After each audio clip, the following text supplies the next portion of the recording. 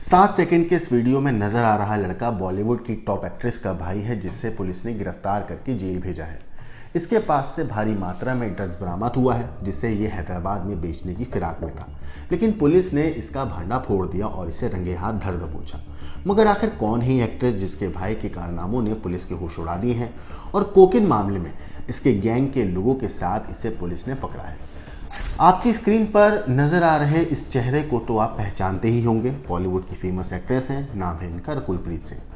बॉलीवुड के साथ साथ साउथ की भी कई फिल्मों में अपने नाम का इन्होंने डंका बजाया है, लेकिन अब ये अपने भाई की करतूतों की वजह से सुर्खियों में हैं। हालांकि आज हम बात करेंगे सिर्फ इनके भाई के बारे में। इनके भाई को पुलिस ने क्यों पकड़ा, कैसे पकड़ा, एक्ट्रेस के भाई के बारे में आपको बताने वाले हैं सारी चीज़।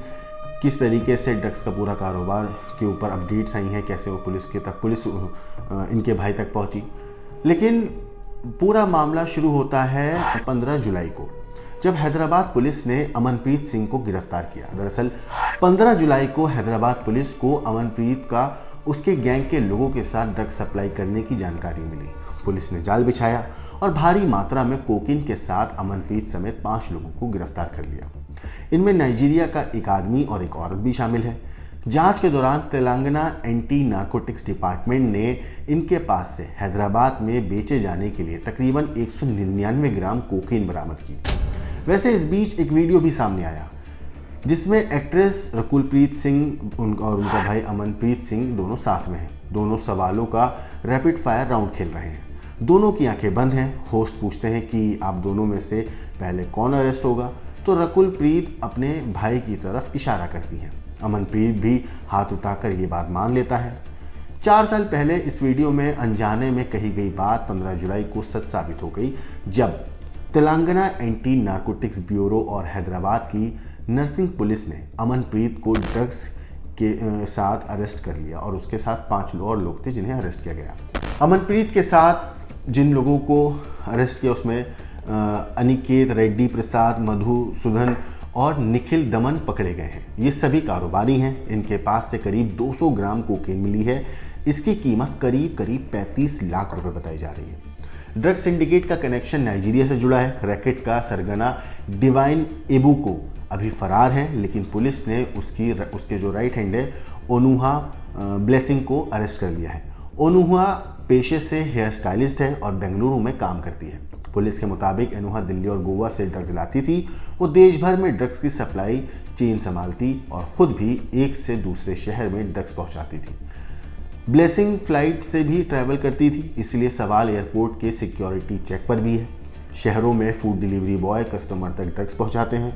साइबराबाद के Rajendra Nagar zone DCP CH Srinivas बताते हैं मीडिया रिपोर्ट्स के मुताबिक कि अमन के ड्रग्स लेने की पुष्टि हो गई है। अमन समेत सभी आरोपियों का यूरिन सैंपल टेस्ट पॉजिटिव मिला है। इनके पास से कमर्शियल क्वांटिटी से काफ़ी ज़्यादा कोकेन मिली है। पुलिस इन्वेस्टिगेट कर रही है कि अमनप्रीत इतनी ज़्यादा ड्रग्स का क्या करने वाला था। वो ये ड्रग्स कहीं और सप्लाई करने के लिए लाया था या फिर उसने किसी और चीज़ के लिए ख़रीदी थी। अमनप्रीत की गिरफ्तारी के बाद रकुलप्रीत से पूछताछ को लेकर डीसीपी श्रीनिवास ने यह भी कहा है कि फिलहाल एक्ट्रेस का कनेक्शन सामने नहीं आया है। हालांकि पहचान जाहिर ना करते हुए एक मीडिया रिपोर्ट्स में है कि पुलिस अधिकारी ने यह भी कहा है कि अमनप्रीत के संबंध अगर ड्रग्स पेडलर के साथ मिलते हैं और ये साबित होता है कि वो कस्टमर नहीं बल्कि सप्लायर भी है, तो जांच एक्ट्रेस तक भी जा सकती है। अमनप्रीत अभी 14 दिन की जुडिशियल कस्टडी में है। अमन के केस में अब तक रकुलप्रीत की तरफ से कोई भी ऑफिशियल रिएक्शन नहीं आया है। एक्ट्रेस रिया चक्रवर्ती की गिरफ्तारी के बाद रकुल से ड्रग केस में पूछताछ हुई थी, आपको याद होगा। रिया ने एनसीबी को रकुलप्रीत का नाम बताया था। इसके बाद 25 सितंबर 2020 को मुंबई की नारकोटिक्स कंट्रोल ब्यूरो ने रकुलप्रीत से पूछताछ की थी। पूछताछ में क्या पता चला, ये अब तक हालांकि सामने नहीं आया है। इससे पहले 2017 में हैदराबाद में एक ड्रग रैकेट का भी खुलासा हुआ था।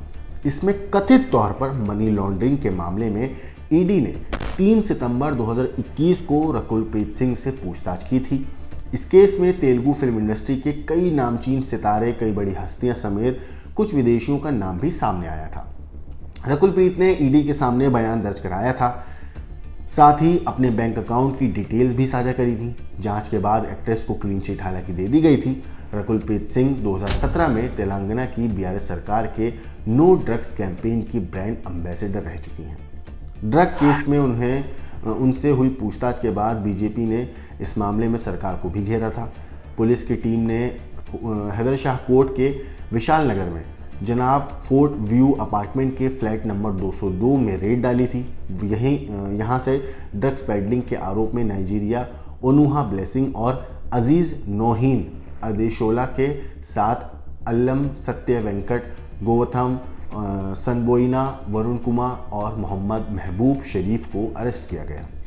आरोपियों के पास से 2 पासपोर्ट, 10 मोबाइल फ़ोन और 2 व्हीलर मिले हैं। डीसीपी ने इस पूरे मामले पर कहा है कि रैकेट जो है वो डिवाइन एबू का सूजी चलाता है। भारत में उसका काम ओनुहा ब्लेसिंग संभाल रही थी। उसे 2019 में भी अरेस्ट किया गया था और वो जमानत पर थी। जांच में ये भी सामने आया कि ओनुहा हैदराबाद में 5 स्टार होटल्स में रुका करती थी। उसने पहचान छिपाने के लिए जोना गोम्स के नाम से रिपब्लिक ऑफ गुएना बिसाऊ का पासपोर्ट बनवा रखा था। जांच में यह भी पता चला कि ओनुहा ब्लेसिंग 7 बार फ्लाइट से कोकेन लेकर आई थी। इससे सवाल अब ये उठ रहा है कि क्या एयरपोर्ट की सिक्योरिटी में तैनात स्टाफ में से कोई उसकी मदद कर रहा था। जांच में यह भी पता चला कि कई बार ओनुहा इंटरनेशनल फ्लाइट से उतरने के बाद सीधे डोमेस्टिक फ्लाइट पकड़कर हैदराबाद आ जाती थी। वो चेक इन बैग में ड्रग्स लेकर आती थी, जिससे जांच के बाद ही फ्लाइट में वो उसे अपने साथ ले जाने दिया जाता था। एंटी नारकोटिक्स ब्यूरो के अफसरों ने इसे जांच में बड़ी चूक बताते हुए डीजीसीए को जानकारी दी है। इतना ही नहीं, जो डीजीसी है जल्द ही इस मामले में एक्शन ले सकता है। पुलिस के मुताबिक ओनुहा ड्रग्स देने के लिए 20 बार दिल्ली और गोवा से हैदराबाद आई। 13 मौक़ों पर उसने आने जाने के लिए ट्रेन या बस का सहारा लिया। पहचान और लोकेशन ट्रेस ना हो इसके लिए ओनुहा इंटरनेशनल सिम कार्ड इस्तेमाल करती थी। ड्रग जो रैकेट है चलाने के लिए वो पहली बार 2018 में भारत आई थी।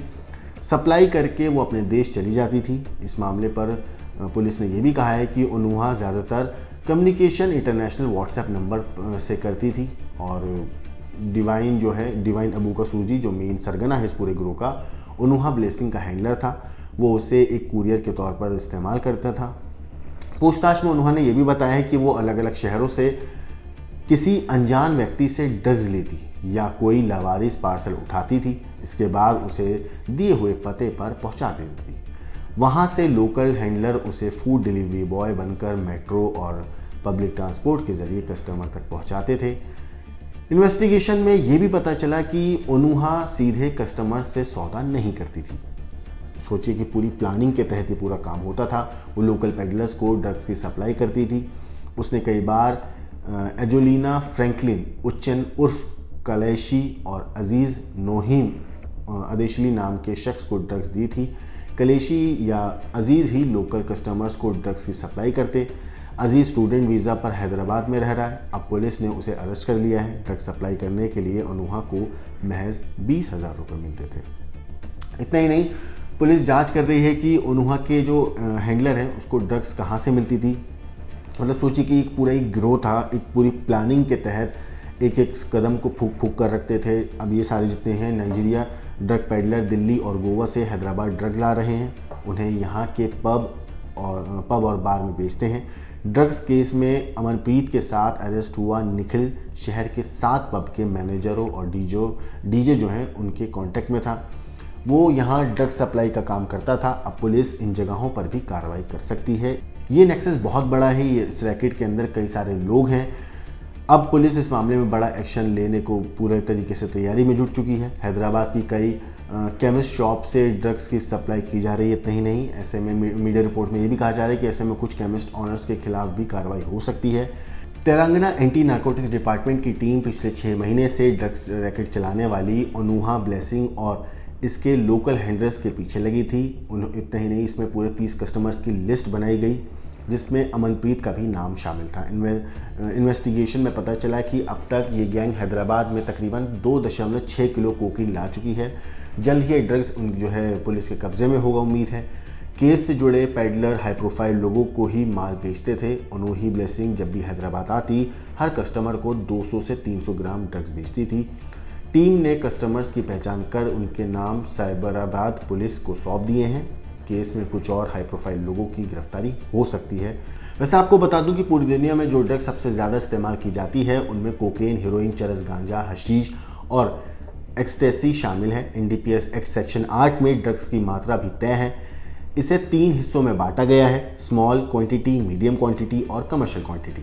इसी क्वांटिटी के हिसाब से धारा और सजाएं तय होती हैं। मसलन कोकीन की स्मॉल क्वांटिटी 2 ग्राम से कम है, जबकि कमर्शियल क्वांटिटी 100 ग्राम से ज़्यादा है। मीडियम क्वांटिटी 200 से 100 ग्राम के बीच में मानी जाती है।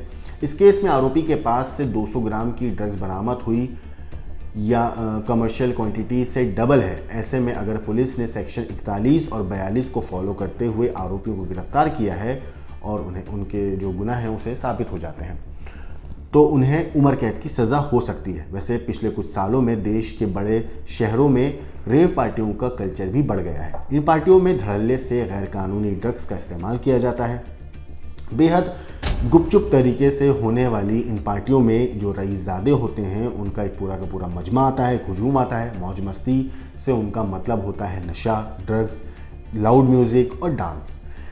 इतना ही नहीं, रेव पार्टी इन सारी चीज़ों का कॉकटेल होता है जहां लोग नशा करने के लिए सारी हदें पार कर देते हैं।